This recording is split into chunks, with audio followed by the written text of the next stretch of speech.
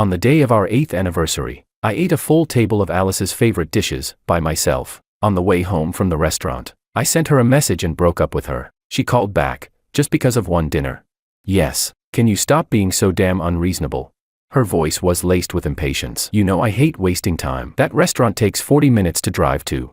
Are you the reincarnation of a gluttonous ghost? After I hung up, I stared at the screen, and suddenly, I laughed. Influencer Santiago had just posted a new update. Waited in line for 5 hours just for this one bite. Totally worth it.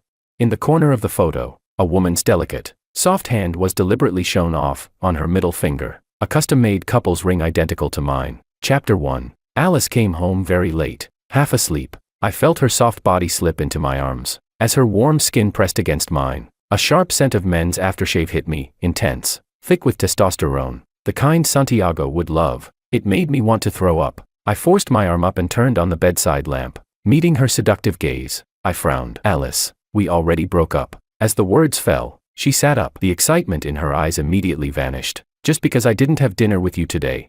I already explained, didn't I? It was rush hour, driving there takes 40 minutes.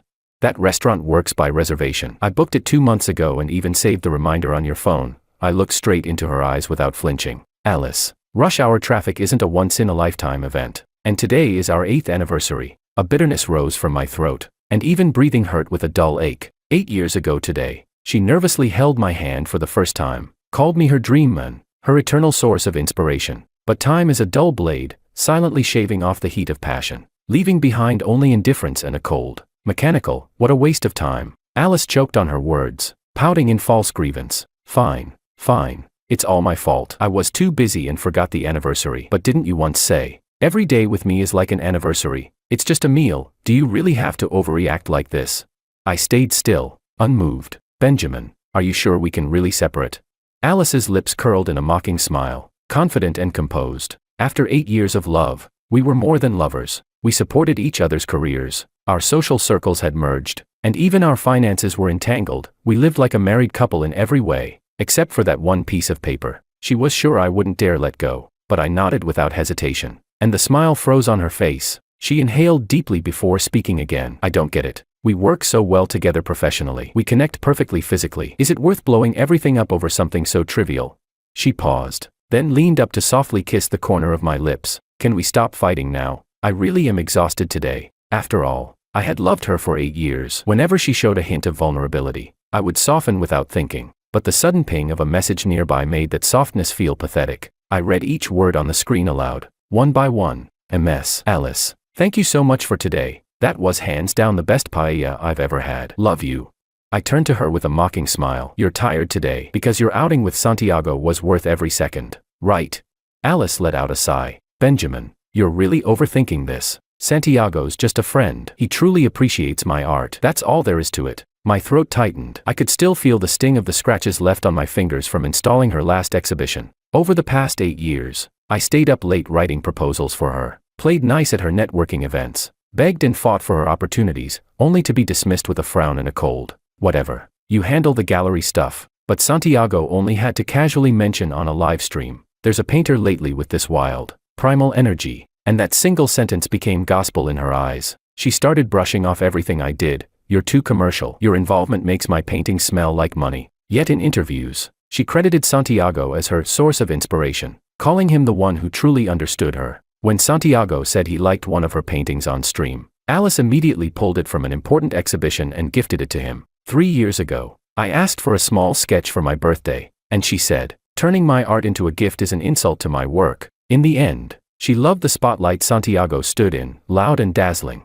and I was always just the invisible man in the wings. Chapter 2. I blinked hard, squeezing out the last trace of moisture from my eyes. Then I smiled faintly. Congratulations on finding someone who truly gets you. Alice frowned. Benjamin, do you have to be so passive-aggressive?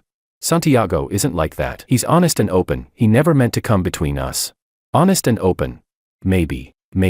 In Alice's eyes, flaunting someone else's girlfriend on social media, subtly stirring up drama and baiting fans to ship them as a couple, that's what counts as honest and open. Alice, ever since you met Santiago, you've been different. I didn't mind when you two talked about art and dreams. I told myself it was just work, but then it escalated. He started calling you after nightmares, asking for help coordinating his outfits, needing you when he was sick every other day. There's always some reason for him to come to you. I locked eyes with her. Search your heart, do you even remember who your boyfriend is anymore? Seeing the pain on my face, Alice softened her tone. Benjamin, of course I remember. You're my boyfriend. Everyone knows we're about to get married. I know what really matters. Before I could respond, Alice's phone rang. Whatever the caller said, her expression changed instantly. She jumped out of bed, throwing on clothes in a hurry. What's going on?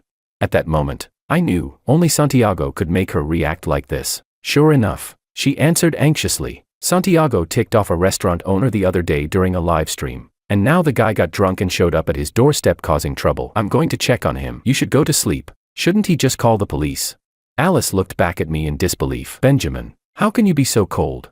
Santiago's young and hot-headed. What if he acts impulsively? I'm just going to help. Are you really jealous over this? Let's talk when I get back. Exhaustion gripped my heart, and the disappointment I felt toward this relationship reached its peak. I didn't want to say another word. I just watched as she rushed out the door. She was still with me, but it had nothing to do with love anymore. Yet only 6 months ago, in front of all our family and friends, she had personally placed the engagement ring on my finger, vowing she'd love only me for the rest of her life. I had stood by her side through all those years. After everything we endured together, I waited for the day she made it. And when she finally did, she left me behind. In the end, I just couldn't bear to let someone else take her away. But now, I opened the drawer beside the bed and signed my name on the gallery ownership transfer agreement, ending, with my own hands, the project I had poured 8 years of my life into. Chapter 3. I never expected Alice to end up at the police station because of Santiago. She got into a fight with the restaurant owner after he insulted Santiago. At dawn, I drove to the station to bail her out. I had just finished the paperwork when I heard Santiago's voice. MS. Alice, thank you so much for today. I really don't know what I would have done without you. Does your injury still hurt? Alice had several handprints on her face and was nestled in Santiago's arms like a precious treasure. I'm fine. For you, I'm willing to endure anything. Santiago was visibly moved. His arms tightened, holding her closer. Alice's eyes were full of tenderness. She lifted her head instinctively, her lips brushing against his Adam's apple. But he suddenly shoved her away. No, we can't. MS. Alice, we can't do this. His eyes were red as he shook his head, stepping back. You're about to become someone else's wife. Benjamin is a good man. I can't. Alice hesitated. Benjamin is good, but I've already. Ahem. The female officer beside me cleared her throat, throwing me a sympathetic glance. Alice, your family's here to bail you out. Alice froze. Whatever she was about to say, it never came out. I turned and walked away first, but Santiago stepped in front of me. He bit his lower lip, eyes rimmed red, and spoke in a whisper barely audible. Benjamin, I didn't mean to bother MS. Alice so late. As he spoke, his lashes fluttered, and a tear slipped down his cheek. He scrambled to wipe it away and murmured an apology. I didn't mean to cause any trouble between you two. It's my fault. When something happened, the first person I thought of was MS. Alice, please don't fight with her because of me. She's already exhausted with the exhibition coming up. I really don't want to be the reason for more arguments. I let out a cold laugh. And now it finally occurs to you that calling someone else's girlfriend in the middle of the night might be inappropriate. She has a gallery opening tomorrow, don't you know that? And yet you let her walk out of there with a bruised face. If the media decides to spin this story, do you have any idea what kind of damage that could do to her reputation? Or maybe this is exactly your thing, creating drama, stirring up attention, without a second thought about how your actions affect the people around you. Santiago clearly hadn't expected the usual calm version of me to come at him like this. For a second, he even forgot to keep fake crying. He just stood there, mouth slightly open, staring at me in shock. Eventually, he blinked, turned his wide, teary eyes to Alice. Benjamin, that's enough. Alice stepped in front of him protectively, glaring at me in frustration. If you're going to lose your mind, do it at home. Stop embarrassing yourself here. Embarrassing myself? I let out a laugh. So this is what I've become after 8 years. A complete joke. Why did I keep giving her chance after chance to hurt me? Steadying my breath, I turned and pushed open the door of the police station. The summer night air was thick and sticky, but it was enough to snap me completely awake. Chapter 4. I didn't go home. I checked into a hotel and buried myself under the covers, sleeping like the dead, but the relentless pings of messages and phone calls woke me up. My WeChat feed was full of friends and family cautiously asking what had happened between Alice and me. Frowning, I opened Alice's moments. Right at the top, a brand new 9-photo collage. It was the solo art exhibition I'd spent over half a year preparing for her. In the very center of the gallery, the spotlight had been taken from her original piece and replaced with a portrait of Santiago, a young man, smiling brightly, guitar in hand, bathed in golden sunlight. Compared to my current, lifeless self, he was vibrant, radiant, alive. I opened the entertainment trending list. There it was. Alice's latest interview. The bruises on her face had been mostly concealed with makeup. Facing the camera, she spoke gracefully and confidently. This painting was inspired by someone with whom I share a deep spiritual connection. He understands my art. A reporter seemed to ask if that person was her boyfriend. Alice paused just for a moment, then smiled and said, "Of course. I also want to thank my boyfriend. He takes great care of me in everyday life, though he's not really into art. So we rarely talk about work." Even though I'd already given up on her in my heart, this still made me feel like I'd just swallowed a fly. The boyfriend, she mentioned, was painted like some guy who existed solely to serve her, a man who lived off his girlfriend. With just one sentence, she erased every ounce of my effort and accomplishments from these past years. It seemed Alice had forgotten. I graduated from the world's top business school. If not for her dreams, would I have given up my own ambition and ideals, just to run a small gallery on her behalf? Right then, her message popped up on my screen. "Hubby, did you see my shout out to you in the interview? Don't stay mad. Where are you? I'll come pick you up after the show. I'll go find you at the studio." She thought I was ready to climb down the ladder she'd thrown me. Feeling pleased with herself, she sent over a smug sticker. Instead, I dialed my older sister, the CEO. When the call connected, her voice came through, biting and sarcastic. Well, look who's calling." My hopelessly love-blind little brother finally remembers he has a stubborn old sister. She was probably still mad I'd fought with the family over Alice a while back. My parents and sister never approved of Alice. They thought she had climbed to success by leeching off me and my family's resources, all while staying reckless and controlling. With me wrapped tightly around her finger, I couldn't be bothered to argue. I got straight to the point. "Lend me your lawyer. I need help drafting a breakup agreement." She was silent for a beat, then chuckled. "Now that's my brother. Took you long enough, but you're finally thinking straight." I laughed too, but it was a bitter laugh. If I wasn't completely disillusioned, who would want to end a relationship in ruins, with blood on both sides? But this time, I won't hand over the world I built with my own hands to someone else. Chapter 5. The studio door was slightly ajar. When I pushed it open, she was facing away from me, standing in front of a massive unfinished canvas, her brush dancing across the surface. It was the sea, Santiago's favorite subject. At the sound of the door, she spun around. A smile instantly bloomed on her face, one I knew all too well, once intoxicating enough to steal my breath. As if there had never been any cracks between us. "You're here." She set down the brush and crossed the room in a few quick steps, ready to throw herself into my arms. I stepped aside. That body I once longed for passed right by me. Her arms froze midair, then slowly dropped as if nothing had happened. But her smile deepened. Soft, sweet, intentionally gentle, like a rehearsed performance. "Still mad at me?" She leaned in a little, her voice tender, tinged with a spoiled girl charm. "You must have been exhausted these past weeks, running around for the exhibition." It's all my fault. I shouldn't have upset you. Let's make up tonight and celebrate our 8th anniversary." "Yeah, I've already made the dinner reservation." She reached out to touch my cheek, and I turned away coldly. "Alice, I'm not joking. I'm really ending this." My voice was calm and level as I reminded her. She gave a light laugh, as if humoring a child who didn't understand the world. "Break up? Oh please, you're just mad. How long are you planning to be broken up this time? 3 days?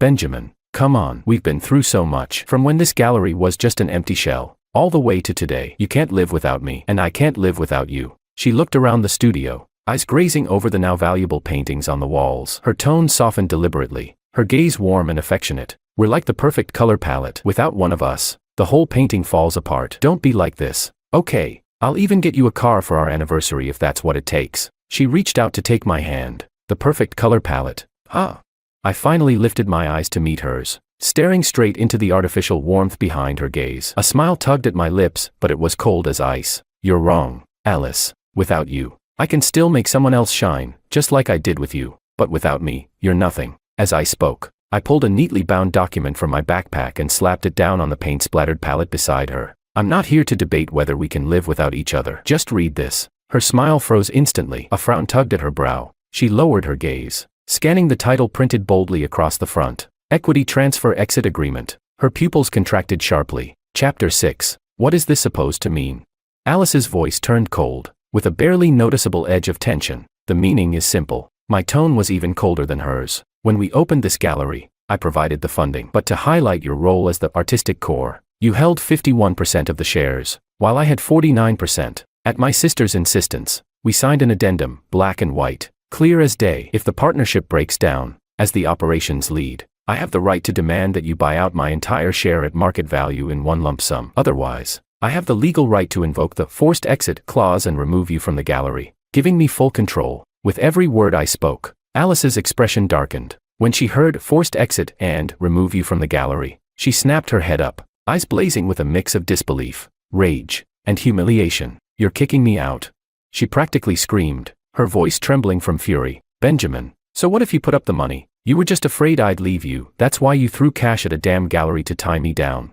This is my gallery, my name, my paintings. Who do you think you are? I think I'm the person holding a legally binding contract. I pointed calmly at the document, tapping the spot where her flamboyant signature sprawled across the page. And I'm also the person who took you from a broke, unknown painter and turned you into the so-called renowned artist with a foothold in the industry. Without my management, your paintings would still be gathering dust in a storage room somewhere.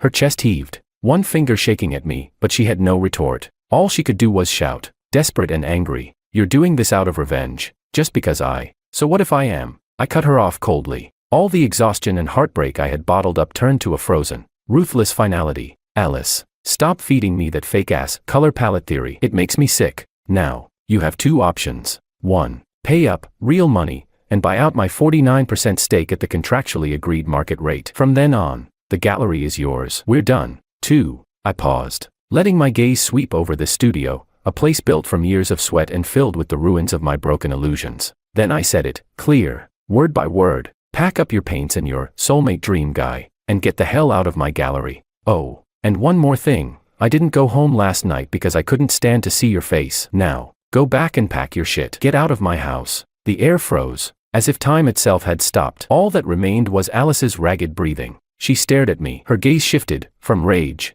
to disbelief, then gradually into something far more pathetic, a cracked, defeated expression, and even a flicker of fear. She finally realized, I wasn't just angry, I meant it. I was cutting her off completely. Not with drama, not with screaming, but with cold, clinical precision. Using the most ruthless rule in the business world, I was uprooting her from my life, permanently. And this time, it was her inability to let go that became the saddest, most pathetic illusion of all. Chapter 7. Alice didn't obediently get the hell out of my house. Though I owned several properties, I wasn't about to let her continue squatting in this one. While she was busy at the exhibition hall, I took out the moving boxes I had prepared in advance and began packing up her things. I've always been meticulous about organization. I used to sort our belongings neatly, each in its proper place. But every time Alice pulled something out, she'd leave chaos behind. We had lived together for 6 full years. Beyond just clothes, some things simply couldn't be separated into hers or mine. I went through each item, recalling whether it had been bought with Alice's money, and as I remembered,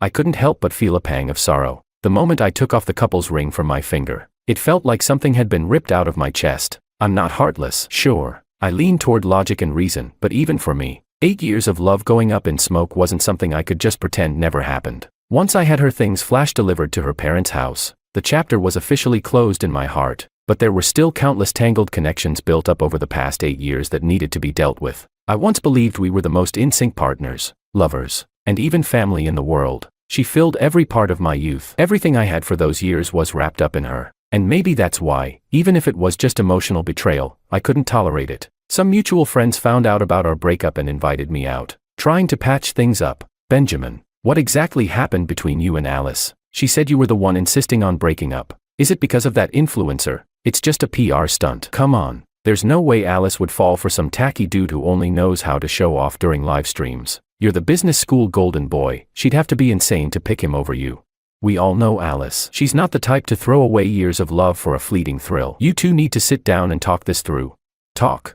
Yes, we did talk, but it wasn't what you'd call a pleasant conversation. In the past, whenever disagreements arose, I would always make a point of respecting Alice's opinion, sometimes even when it clashed completely with mine. I'd compromise, negotiate, try to make things work perfectly, but not this time. This time, during every tug of war, I stood my ground without budging an inch. Alice had just bought a new place for her parents, which meant her cash flow was tight, nowhere near enough to buy out my shares. She had always seen herself as superior, and now that pride twisted into humiliation and rage, you're kicking me out of my gallery.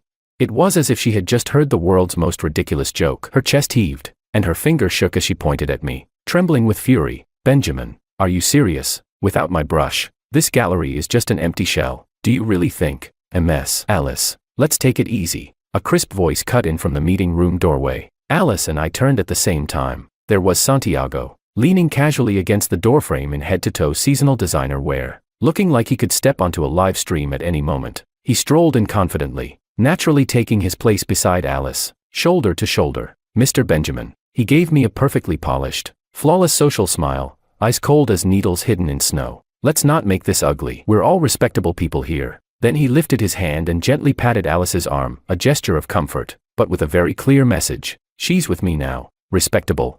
I repeated coldly, my eyes shifting between him and Alice. Bringing an outsider to a breakup meeting, is that your definition of respectable? Mr. Santiago and Ms. Alice.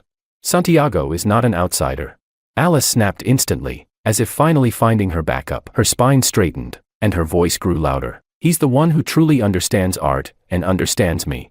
Santiago's smile deepened, his tone condescending. Mr. Benjamin, with all due respect, you're just a businessman. Ms. Alice is the real heart of this gallery's success. Your role in operations was just a decorative addition. The look he gave me was laced with pity and mockery. Honestly, I didn't expect someone like you to be so narrow-minded, trying to reduce her value to a matter of contracts and shares. He shook his head gently, as if mourning a masterpiece lost in dust. Ms. Alice's talent deserves a greater stage, and partners who truly get her, not someone stuck in a profit-driven world, incapable of appreciating her soul. Typical influencer talk, pretty words, no substance, but they hit Alice right where it counted. She turned to Santiago with stars in her eyes. When she looked back at me, all that remained was resentment and bitter disappointment. Benjamin, I loved you for 8 years, and now, looking at you, it makes me feel like everything I gave was a joke. Santiago is the one who truly understands me. You don't even know what real art is. Santiago stood smugly at Alice's side, puffed up like a rooster that had just won a fight. A silent declaration. He had taken my place, not just as Alice's emotional confidant, but as the new god of her artistic universe. I stared at the two of them, this dazzling little power couple. So it had only taken a few smooth lines from Santiago for Alice to completely switch sides. All our past tenderness was already long gone. Not even a trace of it remained. I gave a soft laugh, eyes passing over Alice to land directly on Santiago. Well then, since this cultured, high-minded Mr. Santiago appreciates Ms. Alice's soul and talent so much, I'm sure he'd be more than happy to help you come up with the funds to buy out my shares. Or maybe, my smile sharpened like a blade of ice, maybe he'll help you start fresh, rebuild from the ground up. After all, you have soul, you have talent, you'll shine anywhere you go, won't you? The room fell silent. Alice froze, her expression stuck in shock, and Santiago's flawless smile cracked. His eyes flickered with something sharp, anger, and disbelief at being caught off guard. At this point, Alice's pride simply wouldn't let her keep clinging to a gallery fully funded by me. Chapter 8. With Santiago's help and connections, Alice quickly landed several investors and sponsors, establishing her own private studio. In the beginning, she rode on her existing reputation and network, plus Santiago's relentless hyping on social media. A genius reborn from the ashes. An artistic soul breaking free from shackles. Alice's studio did gain some attention, commissions poured in, and for a while, she was basking in the spotlight, constantly trending online. At first, there were whispers criticizing her personal conduct, accusing her of being heartless, abandoning her longtime partner the moment she made it. But as she began appearing publicly with Santiago at various fashion and cultural events, that noise gradually faded. Still, the glory didn't last. Running an independent studio turned out to be far more difficult than Alice had imagined. Not only did she have to create, but she also had to manage operations, attend social events, and do her own marketing. Santiago was nothing more than a countryside punk who dropped out of school at 16 and started messing around in the streets. His shallow insight might work online, fooling casual audiences in the lower-tier markets, but it would never earn a place in the highbrow art world. Alice's own creative well had been drying up for years. Her new works grew more and more lifeless. Critics and seasoned collectors began tearing into her latest pieces, calling them mechanical, self-repetitive, devoid of soul. Meanwhile, after reclaiming 100% of the shares from Alice, I had originally planned to shut down the gallery, take a break, and return to the family business to help my brother. But then I remembered, the gallery wasn't only about Alice. I had signed several young, truly gifted artists, so I changed my mind. I hired a new director to handle all gallery operations and management. I had been foolish, letting Alice and that gallery hold me hostage for so long. Once everything was in order, I left on a spontaneous trip with a few friends. We traveled freely for 2 full months before I returned. The day our plane landed, it was pouring. I stepped out of the rideshare and immediately saw her, Alice, soaked to the bone, standing outside my apartment building. The moment she saw me, her rain-washed, bloodshot eyes lit up. She rushed over and grabbed my wrist. Benjamin, I waited for you for 3 hours. Why did you delete my building access? I pulled my hand away, expressionless, as I looked her up and down. Her expensive designer dress was drenched, her makeup a complete mess. The artistic aura that had once enchanted me, now reduced to nothing but ruin. Once, seeing her in the rain would have broken my heart. Now, she looked terrified as she blocked my path to the entrance, afraid I'd walk right past her. Benjamin, just give me 5 minutes. Please, just 5, I sighed, annoyed. 1. Alice took a deep breath and forced herself to confess. Nothing ever happened between me and Santiago, I swear. He just appreciated my work. I just needed someone, anyone, to validate me. All those awful things I said before. I was lashing out. Please forgive me. I let out a cold laugh. Alice, not sleeping with him doesn't mean it wasn't cheating. Can you honestly say your heart never wavered? Not even for a second. Alice froze, then scrambled to explain, panic rising in her voice. Let me explain, what you saw was just publicity. I never meant any of it. I did want to be more successful, but that was all for you. I was afraid your family would look down on me. I've always felt inferior. I didn't have your education, your background. I just wanted to prove myself quickly. I didn't want you to be disappointed in me. My tone was flat, and yet right now, I've never been more disappointed in you. Alice's eyes turned even redder, her voice trembling badly. Benjamin, I know I was wrong. I shouldn't have lost myself. Please, just give me another chance. Okay, I can't do this without you. I know you still love me. You're just still mad at me. I looked at her calmly and gave a quiet, mocking laugh. Alice, weren't you the one who said you finally found someone who truly understood you? What's the point of begging me now? No.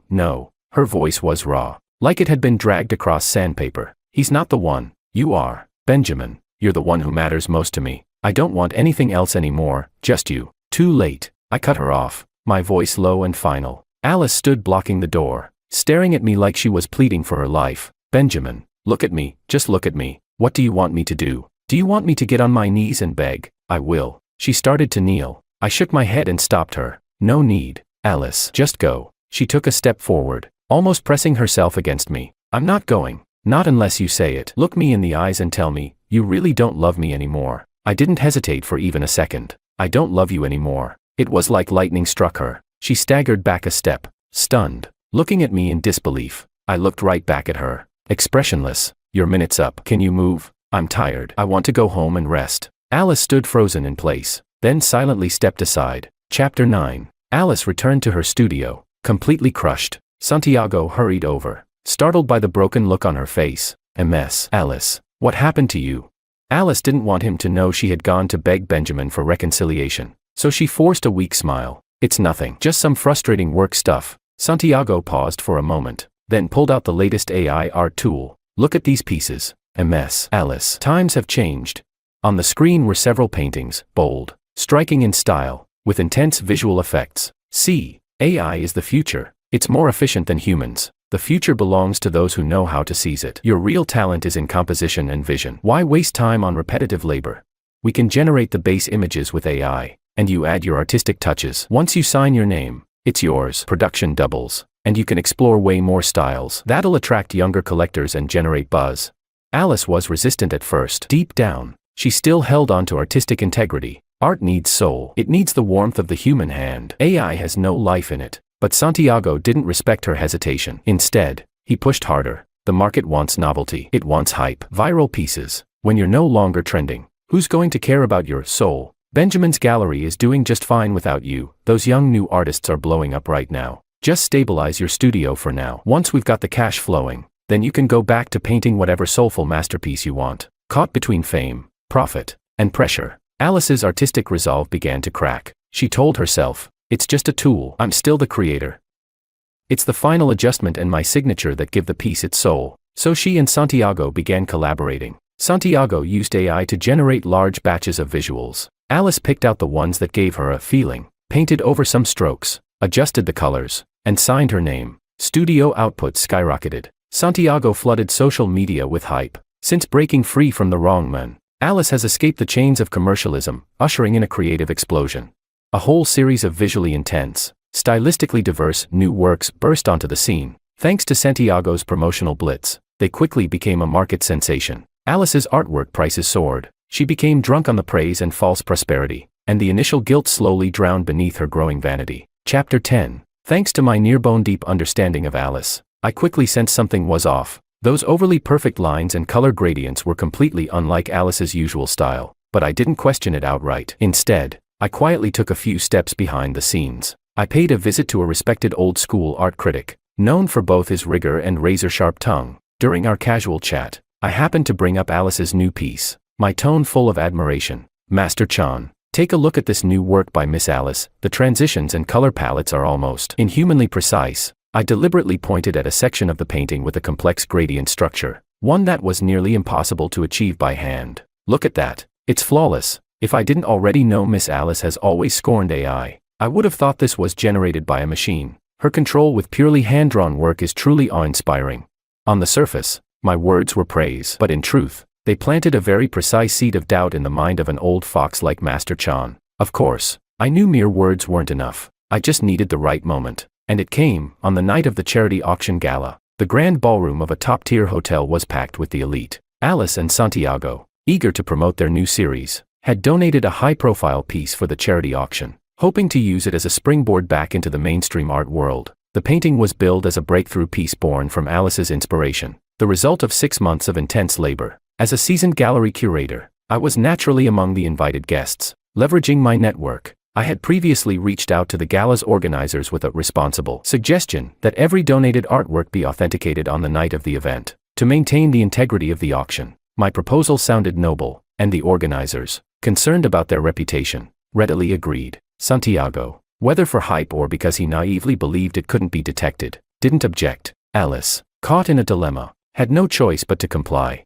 In a side room, expert appraisers began analyzing the painting using professional equipment. The results showed clear stratification and bonding anomalies between the surface and underlying layers of paint. In other words, irrefutable evidence. Master Chan, who had been observing quietly the entire time, stepped onto the stage as soon as the preliminary report was released. Speaking into the microphone, every word fell like a hammer. Ladies and gentlemen, the value of art lies in its sincerity. This so-called breakthrough piece by Alice, according to scientific analysis, was generated by AI. This is a desecration of art, fraught against both charity and all the kind hearts present here tonight. His words hit like thunder. For a moment, the hall was dead silent, then the crowd erupted in chaos. Reporters swarmed the scene. Santiago's first reaction was a panicked scream. Slander. This is sabotage by a competitor. Miss Alice is a genius, she doesn't need AI. It's Benjamin. This must be Benjamin's doing. He tried to snatch the report, only making his guilt more obvious. Alice, on the other hand, looked like she had been struck by lightning, her face ashen. She tried to defend herself, but faced with the damning report and Master Chan's firm condemnation, she opened her mouth, yet no sound came out. Her eyes, dazed and hollow, instinctively searched for me in the crowd. I simply looked back at her, calm and cold, my gaze filled only with clarity and chill. That look alone shattered her more than any accusation. In an instant, Alice understood. Everything had gone exactly as I had anticipated and orchestrated. Her last line of mental defense collapsed. Before the cameras, she lowered her head in defeat. That single act said everything. The flashbulbs fired like mad. The organizers pulled the painting from the auction immediately, but by then, the news had already exploded across the internet at lightning speed. AI fraud uncovered at charity auction. Alice's painting exposed as AI enhanced. Master Chan condemns disgrace to art. These headlines dominated every trending chart within moments. Chapter 11. Netizens began digging into Alice's recent works. To their shock, several paintings still bore faint, poorly erased watermarks from AI platforms, clumsy post-editing from her team. It was an earthquake in the art world. Top art associations issued public statements, fiercely condemning Alice's actions and immediately revoking all her awards and memberships. Major galleries and auction houses urgently delisted her works and began legal action to recover them. Collectors who had paid sky-high prices for fake paintings launched a joint lawsuit for massive compensation. Even small independent artists who had uploaded their original work to AI platforms banded together to sue her for copyright infringement. Santiago was quick to cut ties. In a tearful live stream, he claimed, "I knew nothing about this, I'm a victim too." He even shifted blame, saying he had admired Alice's talent and had advised her to stay grounded, but was ignored. Alice's past rhetoric about being an artist with soul was now being dragged out and thrown back in her face. Enraged, she released security footage from the studio. The videos clearly showed Santiago operating AI software to generate the images, and clip after clip of him sweet-talking her into taking shortcuts. The internet erupted in fury. The platform permanently banned Santiago's account. He and Alice completely fell out. Previously, driven by vanity, he had maintained an extravagant lifestyle far beyond his means, luxury cars, mansions, designer goods all bought on credit. Now, drowning in debt and blacklisted, he slunk back to his rural hometown. Word had it that his family hastily arranged for him to marry a divorced woman with a child. Alice's studio was deserted overnight, its door splashed with paint by debt collectors. The bank froze her assets, and former collaborators swiftly canceled contracts and demanded compensation. Those who once praised her now treated her like a plague in the industry. Alice fell from the clouds into the mud, disgraced, bankrupt, and her artistic career completely ruined. As for me, I had finally stepped out of the shadows and began embracing the arrangements my family made, meeting other high-quality women. At a business gala half a year later, I met Shen Yu, heiress to the Shen Group. At first, our interactions had nothing to do with romance. It felt more like a chess match between two equally matched professionals. Her voice was sweet and refined, her tailored suit outlining a slender figure. Her gaze was sharp, but carried just the right amount of respect. She admired my professionalism, calm, and composed confidence. With her, I could speak freely, analyzing the market, mapping out the future. My past wounds had refined me into something that now shone even brighter. Our aligned values made getting along effortless, and before long, we were naturally preparing to get engaged. But on the day of our engagement ceremony, an uninvited guest showed up. It was Alice. She looked even more wretched than the last time she stood outside in the rain. Her dress was wrinkled, makeup smudged, hair in disarray, with dark circles under her eyes that couldn't be covered. She seemed intent on barging in, but was firmly and politely blocked by the staff. Her eyes locked onto me through the crowd, unmoving and piercing. That single glance held too much: shock, despair, jealousy. Seeing me now, engaged to a woman who surpassed her in background, status, and presence in every way, her ego simply couldn't accept it. Shen Yu followed my gaze and raised an eyebrow almost imperceptibly. Quickly grasping the situation, she tilted her head slightly and asked in a gentle, low voice, "Need me to handle it?"